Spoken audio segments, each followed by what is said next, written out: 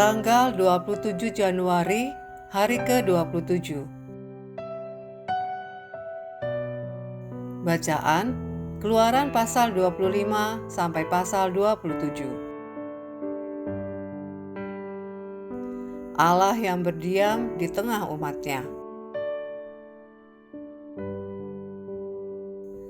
Garis besar. Selama Musa berada di Gunung Sinai, Allah menyatakan rancangan yang sangat rinci tentang kemah suci, tempat ia akan berdiam dan menerima penyembahan umatnya. Tidak ada satu bagian pun yang dianggap sepele. Setiap ukuran, bahan, dan penempatan dirancang sesuai dengan contoh yang diperlihatkan di gunung.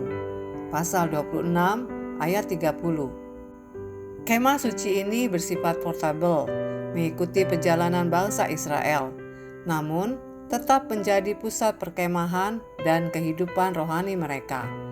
Melalui rancangan ini, Allah menunjukkan bahwa Ia rindu hadir di tengah umatnya dan menjadi pusat perhatian serta penyembahan mereka.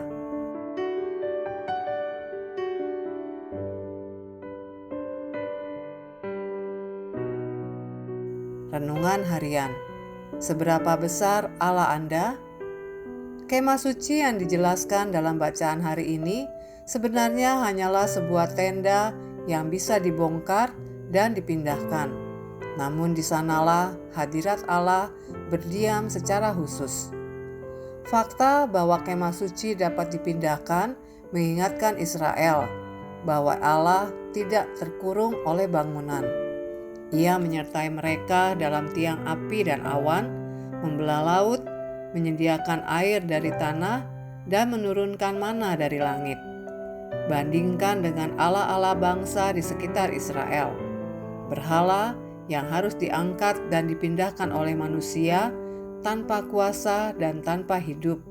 Yesaya pasal 46 ayat 5-7. Mungkin tanpa sadar Anda pernah berharap Allah lebih fleksibel, lebih menyesuaikan diri dengan keinginan dan rencana Anda.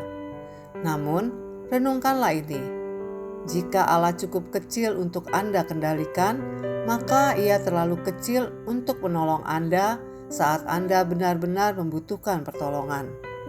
Luangkan waktu hari ini untuk memuji Allah yang tidak dapat dibatasi oleh ruang, tempat, atau situasi apapun. Ia hadir, berkuasa, dan setia menyertai hidup Anda.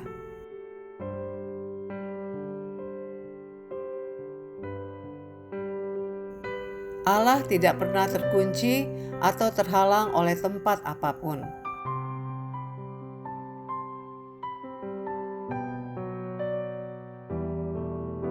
Pendalaman.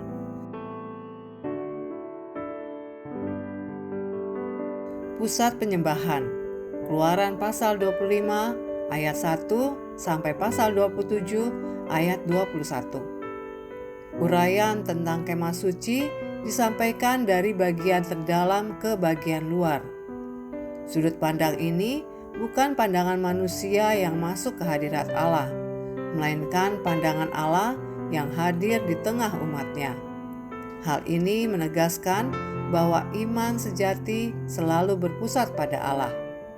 Aktivitas keagamaan, ibadah, dan ritual hanya memiliki makna jika semuanya menunjang relasi yang hidup dan pribadi dengan Allah.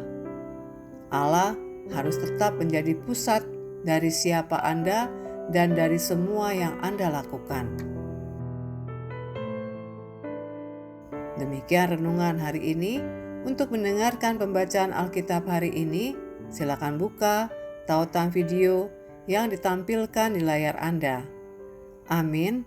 Tuhan Yesus memberkati.